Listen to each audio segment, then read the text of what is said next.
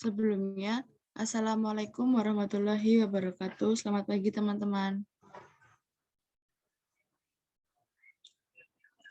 Jadi, di sini saya akan menjelaskan tentang perbedaan gaya mengajar komando dengan gaya mengajar latihan. Sebelumnya, saya sendiri Azizah Bening Putri Utami dengan NIM 2060 ke 241068. Sebelum kita mengenali perbedaan gaya komando dengan gaya latihan, di sini ada pengertiannya.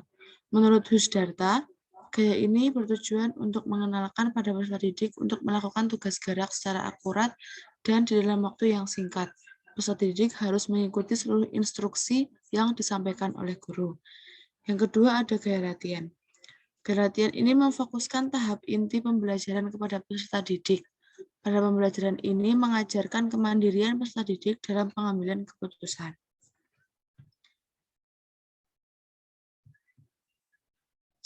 Kesimpulan untuk gaya komando yaitu karakteristik yang menentukan dari gaya komando adalah mereproduksi dan mereplikasi respons atau kinerja yang diantisipasi secara tepat waktu dalam waktu singkat sehingga tujuan gaya komando tertentu dalam materi pembelajaran dan perilaku dapat dikembangkan. Secara kognitif, gaya komando menekankan keautentikan sebuah performa yang langsung disinkronkan dan diatur. Gaya latihan, gaya mengajar latihan atau practice style bertujuan untuk meningkatkan tanggung jawab siswa dalam melakukan geraknya. Dalam gaya mengajar latihan, siswa diberikan waktu untuk melaksanakan tugas secara perorangan, sedangkan guru memberikan umpan balik kepada semua siswa. Anatomi mengajar gaya komando. Dalam gaya perintah, guru membuat jumlah keputusan maksimum di ketiga set anatomi, sementara pelajar memulai jumlah keputusan minimum, yaitu untuk berpartisipasi atau tidak berpartisipasi.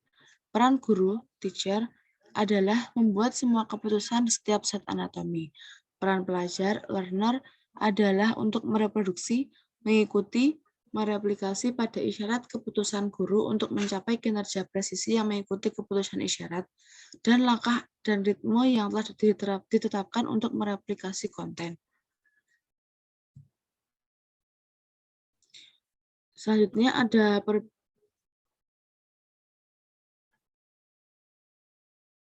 implikasi mengajar gaya komando. Yang pertama ada standar penampilan sudah bagus. Yang kedua, materi pembelajaran dipelajari dengan meniru. Yang ketiga, materi pembelajaran dibagi-bagi agar mudah ditiru. Karena di sini gaya komando berpatokan atau hanya satu fokus, yaitu terhadap guru, maka dari itu materi pembelajaran ini dipelajari dengan meniru. Yang kedua ada implikasi gaya mengajar latihan. Yang pertama, disediakan waktu bagi siswa untuk mengatur kapan memulai, kapan berhenti, waktu sela antara tugas-tugas. Yang kedua, ada siklus kegiatan, pencapaian tugas oleh guru atau peragaan dan penjelasan, pelaksanaan tugas oleh siswa, yaitu pengamatan dan penilaian oleh guru atau umpan balik. Yang ketiga, ada peranan siswa atau keputusan-keputusan dan peranan guru harus dijelaskan di kelas. Nah, di sini karena gaya latihan itu lebih mengarahkan kepada siswanya, jadi guru hanya mempersilahkan diberikan tugas. Selanjutnya ada perbedaan. Di sini perbedaan yang signifikan adalah pada mengajar gaya komando berkembangnya minat tergantung pada guru, sedangkan pada mengajar gaya latihan, peserta didik dituntut untuk mandiri.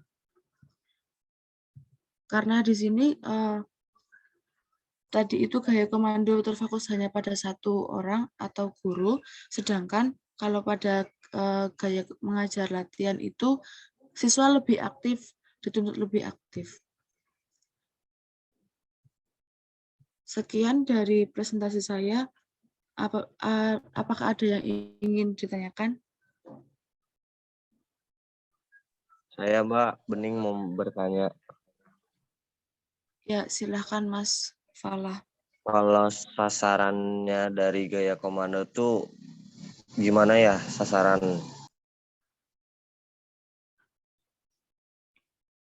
Sasaran mengajar gaya komando itu seperti apa?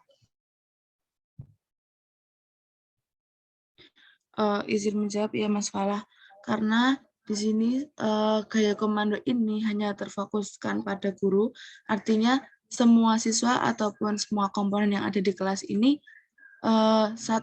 memiliki satu perhatian kepada guru saja, sehingga sasaran yang tertuju adalah kepada seluruh siswa. Jadi sebisa mungkin ketika pembelajaran di kelas, materi ataupun komponen-komponen pembelajaran itu sebisa mungkin atau semaksimal mungkin tertuju pada guru. Seperti itu, Mas Fala. Oke. Yang lain, apakah ada yang ditanyakan?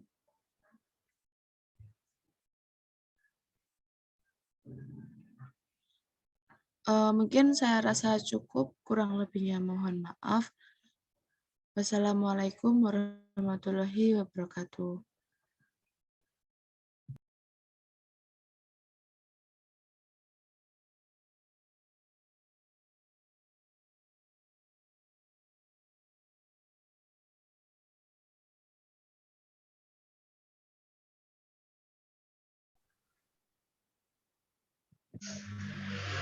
Assalamualaikum warahmatullahi wabarakatuh. Selamat pagi teman-teman. Pagi. Pagi. Di sini saya akan menjelaskan mengenai gaya komando dan gaya latihan. Perkenalkan, nama saya Indah Deva Sylvia Sandi, NIM 20601 241070. Di sini saya akan menjelaskan mengenai yang pertama pengertian, kedua tujuan, yang ketiga implikasi, dan yang terakhir perbedaan. Yang pertama yaitu pengertian. Pengertian gaya komando adalah sebuah cara mengajar melalui pendekatan yang paling bergantung pada guru. Peran guru pada pembelajaran sangat dominan, yaitu sebagai pembuat keputusan pada semua tahap, karena tahap perancangan, tahap pelaksanaan, dan tahap evaluasi sepenuhnya dilakukan oleh guru. Sedangkan pengertian gaya latihan yaitu peralihan beberapa keputusan selama pertemuan berlangsung yang dipindahkan dari guru ke siswa. Dalam gaya latihan, siswa diberikan waktu untuk melaksanakan tugas secara perorangan dan guru memberikan umpan balik kepada semua siswa secara perorangan. Peran guru dalam mengajar komando yang pertama ada tahap pre-impact. Pada tahap ini, keputusan dibuat untuk merancang suatu interaksi antara guru dan peserta didik. Yang kedua ada tahap impact. Pada tahap pelaksanaan ini, para peserta didik diajak agar aktif berpartisipasi dan meneruskan apa yang sudah dilaksanakan atau diputuskan pada tahap pre-impact. Dan yang terakhir ada tahap post-impact. Pada tahap ini, keputusan yang dibuat menawarkan umpan balik pada peserta didik dalam hal pengerjaan tugas dan peranan peserta didik dalam mengikuti keputusan guru. Poin yang kedua ada tujuan. Tujuan dari gaya komando adalah agar peserta didik dapat mempelajari cara mengerjakan tugas dengan benar dan dalam waktu yang singkat, serta mengikuti semua keputusan yang dibuat oleh guru. Tujuan dari gaya latihan yaitu pelimpahan keputusan tertentu dari guru kepada peserta didik yang menghasilkan hubungan baru antara guru dan siswa dan tugas-tugasnya di antara para peserta didik itu sendiri. Poin yang ketiga ada implikasi. Implikasi dari gaya komando yaitu pada gaya mengajar ini pembelajaran dipelajari dengan cara meniru dan mengingat melalui penampilan. Biasanya hanya menggunakan satu model untuk satu tugas. Implikasi gaya latihan yaitu pada gaya mengajar ini siswa dituntut untuk dapat membuat keputusan sambil menjalankan tugas serta menerima pengamatan dan penilaian dari pengajar atau guru. Yang terakhir ada perbedaan dari gaya komando dan latihan.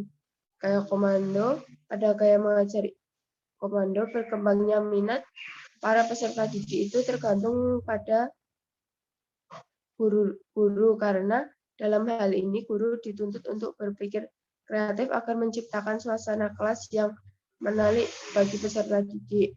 Sedangkan gaya latihan itu gaya mengajar latihan memberikan suasana kelas yang berbeda karena gaya ini peserta didik dituntut untuk mandiri pada proses pembelajaran. Sekian presentasi dari saya, mungkin ada yang ingin ditanyakan.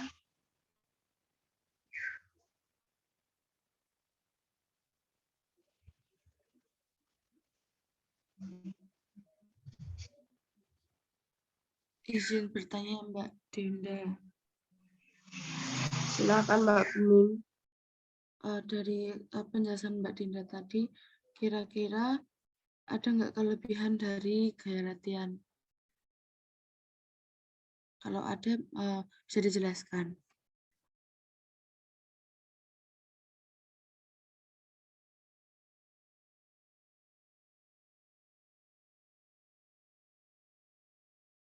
Izin menjawab pertanyaan ya Mbak Bening. Iya Mbak. Kelebihan dari gaya latihan yang pertama itu ada guru dapat memberikan umpan balik secara individual. Lalu ada dapat mengembangkan rasa tanggung jawab. Terima kasih Mbak Dinda. Ya, sama-sama.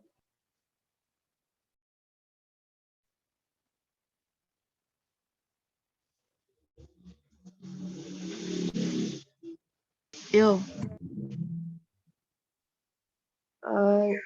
Sekian presentasi dari saya. Mohon maaf bila ada kekurangan. Wassalamualaikum warahmatullahi wabarakatuh. Waalaikumsalam warahmatullahi wabarakatuh.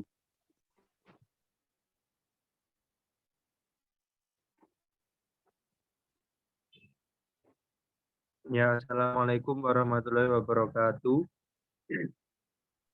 Waalaikumsalam warahmatullahi wabarakatuh. Perkenalkan, nama saya Raffi Yahya dengan NIM 20601244064.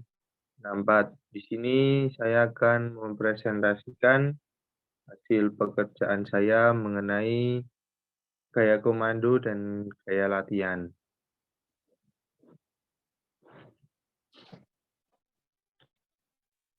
Gaya mengajar komando yaitu pendekatan mengajar yang paling bergantung pada guru. Guru menyiapkan semua aspek pengajaran dan ia sepenuhnya bertanggung jawab dan berinisiatif terhadap pengajaran dan memantau kemajuan besar dari perkembangan peserta didiknya. Jadi di dalam pengajaran itu guru menjadi salah satu inti dari sebuah pembelajaran. Jadi untuk semua siswa itu bergantung kepada guru.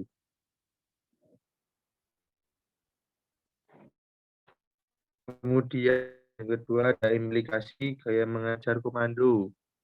Yang pertama, standar penampilan sudah mantap dan pada umumnya satu model untuk satu tugas.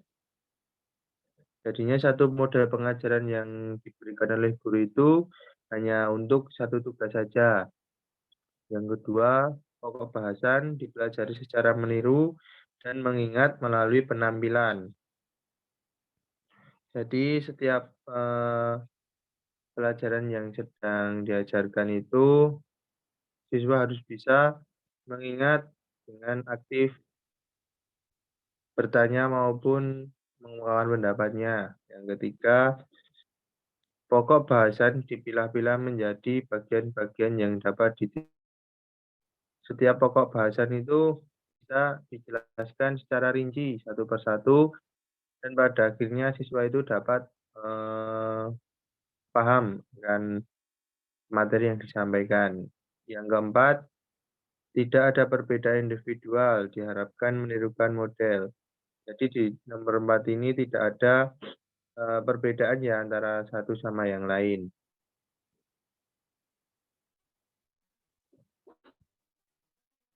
Ciri khas mengajar komando. Yang pertama, seperti tadi pengertian, yaitu semua keputusan dibuat oleh guru. Yang kedua, menuruti petunjuk dan melaksanakan tugas adalah kegiatan utama siswa. Yang ketiga, menghasilkan tingkat kegiatan yang tinggi.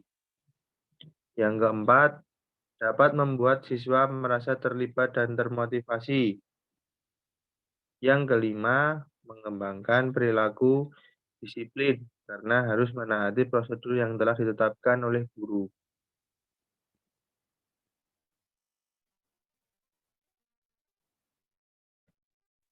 Yang kedua yaitu gaya mengajar latihan. Dalam gaya pembelajaran ini, peserta didik diberikan waktu untuk melaksanakan tugas secara perorangan atau individu, sedangkan guru sebagai umpan balik kepada siswa secara perorangan. Jadi, gaya mengajar latihan ini lebih ditugaskan kepada siswa dan guru itu sebagai pemberi, ya itulah yang seperti pengertian umpan balik, tapi secara perorangan tidak secara berkelompok. Di sini guru bertanggung jawab untuk menentukan tujuan mengajar, memilih aktivitas, dan menetapkan tata urut kegiatan untuk mencapai tujuan pembelajaran.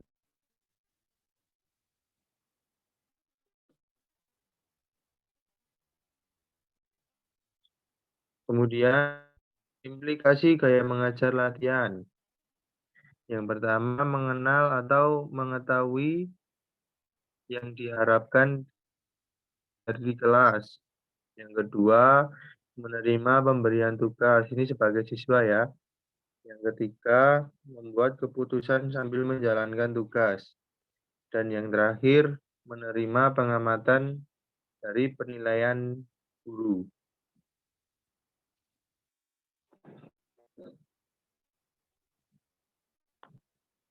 Kemudian penerapan gaya latihan. Gaya latihan sendiri penerapannya yang pertama, tugas lisan maupun tulisan dibuat secara singkat dan jelas. Jadi di dalam gaya latihan ini, guru memberi tugas secara lisan maupun tulisan yang sifatnya itu mudah untuk dikerjakan siswa. Yang kedua, tugas diberikan secara lisan atau tulisan.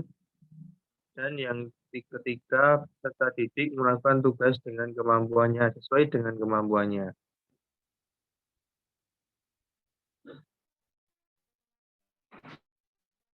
Pada slide ini kita akan memberikan perbedaan antara gaya komando dan gaya latihan. Gaya komando yaitu untuk mengembangkan perilaku disiplin. Gaya komando sendiri untuk lebih mengarah ke perilaku disiplin. Perbedaan dengan gaya latihan yaitu gaya latihan untuk mengembangkan rasa tanggung jawab. Jadinya bedanya di situ. Yang kedua, gaya komando yaitu guru dituntut berpikir kreatif, menciptakan suasana kelas yang menarik minat peserta didik. Tapi berbeda dengan gaya latihan. Gaya latihan sendiri yaitu peserta didik dituntut untuk mandiri dalam proses belajar mengajar.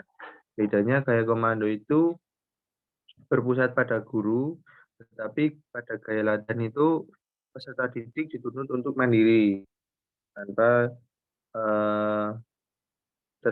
maksudnya tanpa dibantu oleh guru. Yang terakhir, yang ketiga yaitu gaya komando itu ingin keterampilan khusus atau khas. Berbeda dengan gaya latihan yaitu tugas diberikan secara lisan maupun tulisan. Itu tadi presentasi dari saya. Apabila teman-teman ingin bertanya, silahkan. Izin bertanya, Mas Raffi. Ya, silahkan Mbak Diva. Apa keuntungan dari gaya mengajar komando? Apa keuntungan dari belajar gaya komando ya, Mbak? Iya, Oke, terima kasih atas pertanyaannya dari Mbak Dinda. Baik, di sini saya akan menjawab pertanyaan dari Mbak Dinda, yaitu apa keuntungan gaya komando? Keuntungan gaya komando yaitu ada beberapa, yaitu keseragam. Yang pertama adalah keseragaman gerak. Keseragaman gerak. Yang kedua, apabila gaya komando ini dilakukan banyak orang, dapat membuat suasana indah dan menyenangkan karena eh, belajar secara berkelompok itu otomatis para peserta didik itu akan merasakan kenyamanan dalam proses belajar mengajar karena terdapat teman, tidak merasa kesepian. Yang ketiga, mengembangkan perilaku disiplin seperti tadi yang ada di slide saya, di PPT saya. Yang terakhir, menghasilkan tingkat kegiatan yang tinggi karena kegiatan itu eh, yang diberikan oleh guru, makanya menghasilkan tingkat kegiatan yang tinggi. Begitu Mbak Deva, apakah bisa terima jawaban dari saya? baik Mas Raffi, terima kasih penjelasannya. Sama-sama. Apakah ada yang ingin bertanya lagi? Cukup, Mas. Oke. Saya kira cukup sekian presentasi dari saya. Apabila ada salah kata maupun tutur saya berbicara itu kurang menyenangkan, saya mohon maaf yang sebesar-besarnya. Cukup sekian presentasi dari saya. Assalamualaikum warahmatullahi wabarakatuh. Waalaikumsalam warahmatullahi wabarakatuh.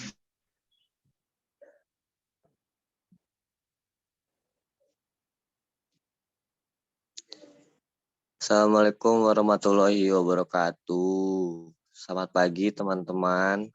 Pagi. Di sini saya akan sedikit menjelaskan tentang metode mengajar, yaitu gaya mengajar komando dan gaya mengajar latihan. Yang pertama, gaya mengajar komando. Gaya mengajar komando ada metode gaya komando adalah pendekatan pengajar yang bergantung pada guru. Tujuannya penampilan yang cermat dan guru menyiapkan semua aspek pengajaran sepenuhnya bertanggung jawab terhadap pengajaran dan memantau kemajuan besar dari perkembangan siswanya. Pada dasarnya, komando ini ditandai dengan penjelasan demonstrasi dan latihan gaya ini dimulai dengan penjelasan teknik baku dan mencontohkan kemudian siswa melakukan berulang kali. Kemudian ada kelebihan dari gaya mengajar komando. Yang pertama, keseragaman gerak. Kemudian jika dilakukan oleh banyak orang dapat membuat suasana menyenangkan. Kemudian mengembangkan perilaku disiplin. Menghasilkan tingkat yang tinggi. Kemudian bila waktu yang tersedia pendek, gaya komando memberikan hasil kesegaran jasmani dan perkembangan motorik daripada gaya mengajar yang lain. Kemudian untuk keberhasilannya tidak memerlukan pengetahuan yang mendalam. Kemudian guru dapat mengontrol proses belajar sehingga tidak ada kemungkinan timbul sesuatu yang tidak diharapkan sesuai dengan gagasan siswa. Kemudian kekurangan dari gaya komando ini kurang mengembangkan penalaran, kurang mengembangkan pembentukan sifat, tidak demokratis, kemudian penyaluran aspek sosial, emosional, dan kognitif sangat terbatas. Tidak peka terhadap keperluan dan perbedaan perorangan, menghambat perkembangan kreativitas dan individualitas. Kemudian tidak membangkitkan gairah untuk berlatih di luar jam pelajaran. Kemudian gaya mengajar latihan. Gaya mengajar latihan siswa diberikan waktu untuk melaksanakan tugas secara perorangan. Guru memberi umpan balik kepada siswa secara perorangan. Kelebihan gaya mengajar latihan, guru dapat memberikan umpan balik secara individual, dapat mengembangkan rasa tanggung jawab, memungkinkan menggunakan alat pengajaran secara lebih efisien. Keberhasilan dan kegagalan seorang siswa tidak akan diketahui seluruh kelas. Kekurangan gaya mengajar latihan, kurang mengembangkan kreativitas, tugas yang kurang jelas dan terlalu panjang dapat menimbulkan lupa. Bagi sebagian anak dapat menghindari dari tugas yang sebenarnya. Siswa dapat menyembunyikan dirinya atau mengasingkan diri dari kelompok dan gurunya. Mungkin presentasi cukup sekian. Apabila ada yang ingin ditanyakan, dipersilahkan. Izin bertanya. Ya, baca. Jadi kira-kira sasaran mengajar gaya komando itu seperti apa ya? Sasaran gaya komando itu ada respons langsung terhadap petunjuk yang diberikan, penampilan yang sama atau seragam, mengikuti model yang telah ditentukan, ketepatan dan kecermatan respons, meningkatkan semangat kelompok, penggunaan waktu secara efisien. Sudah Mbak Ica itu. Ya, terima kasih. Oke. Apa ada yang ingin ditanyakan lagi? Tidak ada masalah. Jika tidak ada, saya tutup ya. Sekian dari presentasi saya. Mohon maaf apabila ada kekurangan. Bila taufiq wal hidayah. Wassalamualaikum warahmatullahi wabarakatuh. Waalaikumsalam warahmatullahi wabarakatuh. Warahmatullahi wabarakatuh.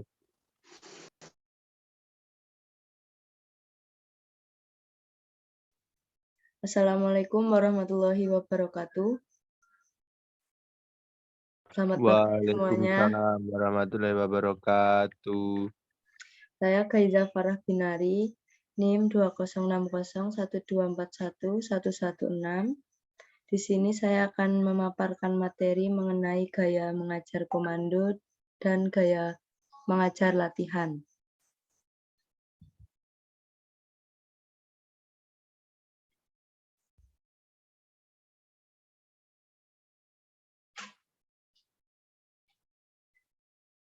Yang pertama yaitu pengertian gaya komando dan gaya latihan, tujuan, perbedaan, serta implikasi gaya komando dan gaya latihan.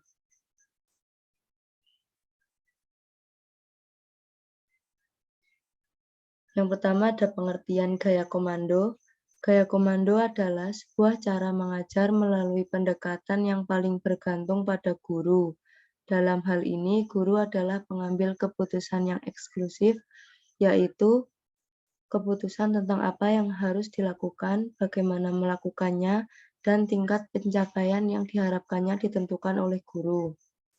Kemudian ada gaya latihan.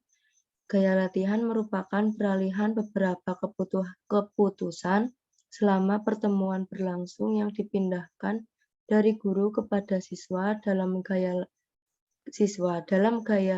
latihan, siswa diberikan waktu untuk melaksanakan tugas secara perorangan dan guru memberi umpan balik kepada semua siswa secara perorangan.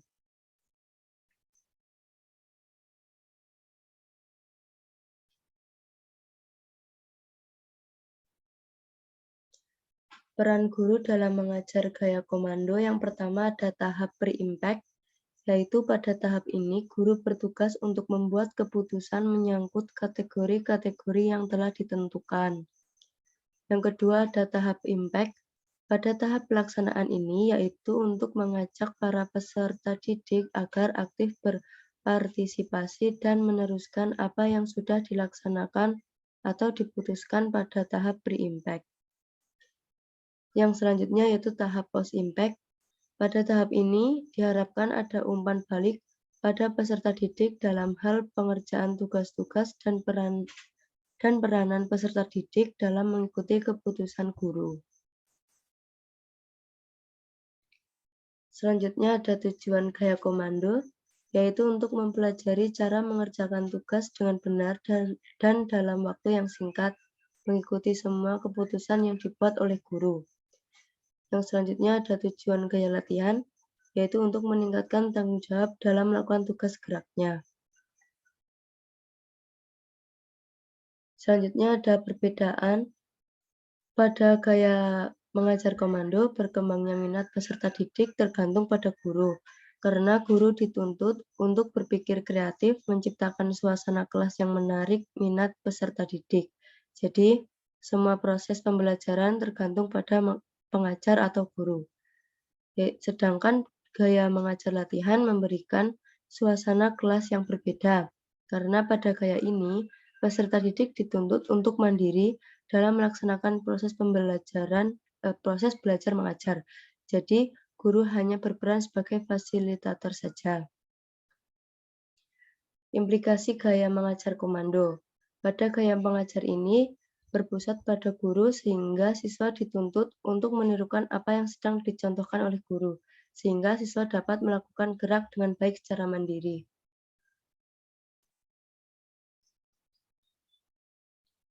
Implikasi gaya mengajar latihan.